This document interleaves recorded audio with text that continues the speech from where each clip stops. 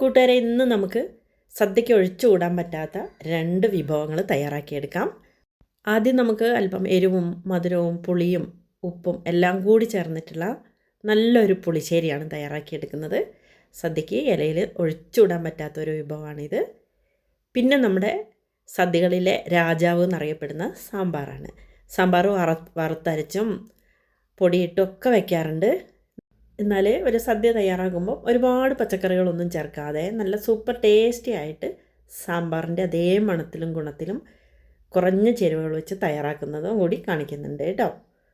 ആദ്യം നമുക്ക് പുളിശ്ശേരി തയ്യാറാക്കാനായിട്ട് ഒരു നേന്ത്രപ്പഴം എടുത്തു വെക്കാം. നന്നായി പഴുക്കണ്ട കേട്ടോ, അത്യാവശ്യം പഴുത്തത് മതി. അത് ഇതേപോലെ 4ആയിട്ട് കീറിയിട്ട് സ്ക്വയറായിട്ടൊന്ന് കട്ട് ചെയ്തെടുത്ത് വെക്കണം. നന്നായി പഴുത്തതെടുത്താൽ നമ്മൾ വേവിച്ചെടുക്കുമ്പം അതങ്ങ് കുഴഞ്ഞു പോകും കേട്ടോ, അതുകൊണ്ടാണ്. ഇനി നമുക്കതൊരു ചട്ടിയിലേക്ക് വെച്ച് അതൊന്ന് വേവിച്ചെടുക്കണം. 1-2 പച്ചമുളക് കീറിയിടാം. അല്പം മുളക് പൊടിയും കുറച്ച് മഞ്ഞൾപ്പൊടിയും പാകത്തിന് ഉപ്പും കൂടി ചേർത്തിട്ട് ഇത് വേവാൻ ആവശ്യത്തിനുള്ള വെള്ളം മാത്രം ഒഴിച്ചാൽ മതി കേട്ടോ, കൂടുതൽ വെള്ളം ഒഴിക്കണ്ട. പുളിശ്ശേരി എന്ന് പറയുന്നത് കുറച്ച് കട്ടിയായിട്ട് ഇലയുടെ അറ്റത്ത് വിളമ്പിയെടുക്കുന്നതാണ്. അത് നമ്മൾ ചേർത്താണ് കഴിക്കുന്നത്, ഇതൊരു ഒഴിച്ചുകറിയല്ലല്ലോ. അതുകൊണ്ട് കുറേ വെള്ളമൊന്നും ഒഴിക്കേണ്ട. തേങ്ങയും തൈരൊക്കെ ഇതിലേക്ക് ചേർക്കാനുണ്ട്. പാകത്തിന് വെള്ളം ഒഴിച്ചൊന്ന് അടച്ച് വെച്ചിട്ട് ഹൈ ഫ്ലെയിമിലിട്ട് നമുക്ക് വേവിക്കാം. ഒന്ന് ഇളക്കി കൊടുക്കണം കേട്ടോ. പഴുത്ത പഴമായതുകൊണ്ട് തന്നെ ചട്ടിയിലൊന്നും ഒട്ടിപ്പിടിച്ച് വരണ്ട, അതൊന്നും കരിയണ്ട. ഇനി കുറച്ച് തേങ്ങ ചിരവിയിട്ട്, കൂടുതൽ വേണ്ട കേട്ടോ, കുറച്ച് തേങ്ങ ചിരവി അതിലേക്ക് ഒരല്പം ജീരകം, നല്ല ജീരകവും കൂടി ചേർത്തൊന്ന് നല്ല പേസ്റ്റായിട്ടൊന്ന് അരച്ചെടുക്കണം. അപ്പോഴേക്കും ഇതാ കഷ്ണങ്ങളെല്ലാം നന്നായി വെന്തു കേട്ടോ. വെള്ളം വറ്റി വന്നിട്ടുണ്ട്, എന്നാൽ കഷ്ണങ്ങൾ ഉടഞ്ഞിട്ടേ ഇല്ല, പഴമൊക്കെ അതേപോലെ നിൽക്കുന്നുണ്ട്. അരച്ച് വെച്ച അരപ്പ് നമുക്കിതിലേക്ക് ചേർത്ത് കൊടുക്കാം. പാകത്തിന് വെള്ളവും കൂടി ഒഴിച്ചിട്ട് നന്നായിട്ടൊന്ന് മിക്സ് ചെയ്തിട്ടൊന്ന് ഹൈ ഫ്ലെയിമിലിട്ടിട്ട് തിളപ്പിക്കാം. പഴം അടി പിടിക്കരുത്, ഞാൻ നേരത്തെ പറഞ്ഞു കേട്ടോ. നന്നായി വെന്തതാണ്, ചട്ടിയുടെ അടിയിലൊക്കെ പിടിക്കും, ശ്രദ്ധിക്കണം. ഹൈ ഫ്ലെയിമിലിട്ടിട്ട് ഇതൊന്ന് നന്നായിട്ടൊന്ന് തിളച്ച് വരട്ടെ. ജീരകത്തിൻ്റെയും തേങ്ങയുടെയൊക്കെ പച്ചച്ചുവയൊക്കെ ഒന്ന് മാറി വരുന്ന സമയത്ത് ഒരു 1/2 കപ്പ് തൈര് നന്നായിട്ടൊന്ന് അടിച്ചെടുത്തിട്ട് നമുക്കിതിലേക്ക് ഒഴിച്ചു കൊടുക്കാം. എന്നാൽ സ്റ്റൗ ഓഫ് ചെയ്യണം കേട്ടോ. തൈരിട്ടിട്ട് ചട്ടി ചൂടായിരിക്കുന്നത് തന്നെ മതിയാവും. ഹൈ ഫ്ലെയിമിലിട്ടൊന്നും തിളപ്പിക്കൊന്നും വേണ്ട. സ്റ്റൗ ഓഫ് ചെയ്തു. മിക്സ് ചെയ്തിട്ടുണ്ട്. നന്നായിട്ട് ഇതൊക്കെ ഒന്ന് പിടിച്ചു വരുന്ന സമയത്ത് നമുക്കിതൊന്ന് താളിച്ചൊഴിക്കണം. സാധാരണ പോലെ തന്നെ ഒരു പാനിലേക്ക് വെളിച്ചെണ്ണ ഒഴിച്ചു കൊടുക്കാം.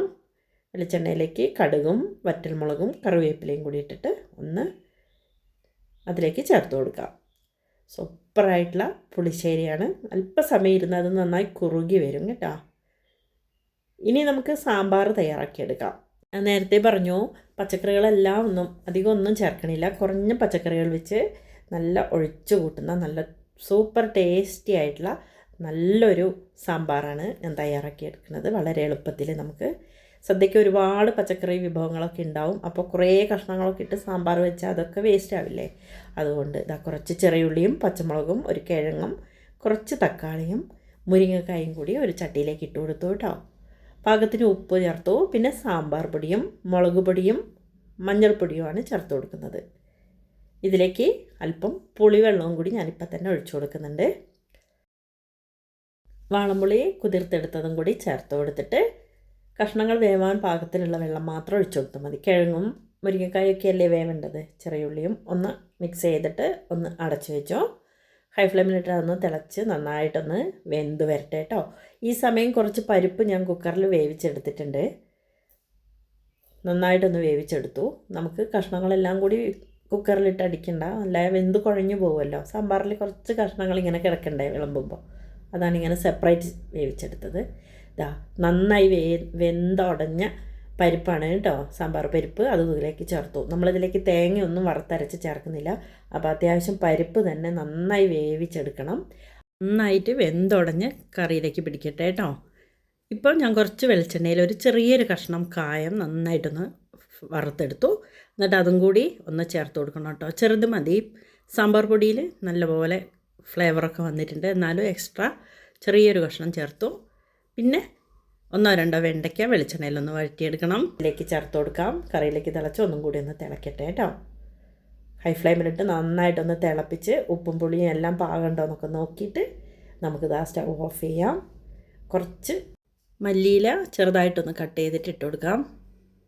ഇനി സ്റ്റൗ ഓഫ് ചെയ്യാം. കടുകും കറിവേപ്പിലയും വറ്റൽമുളകൊക്കെ ചേർത്ത് വെളിച്ചെണ്ണയിലൊന്ന് താളിച്ചും കൂടി ഒഴിച്ചാൽ നല്ല ടേസ്റ്റിയും സിമ്പിളായിട്ടുള്ള അടിപൊളി സാമ്പാറാണ്. എല്ലാവരും ഒന്ന് ഉണ്ടാക്കി നോക്കുക, അഭിപ്രായം പറയണേ. വീണ്ടും നമുക്ക് മറ്റൊരു വീഡിയോയുമായി കാണാം.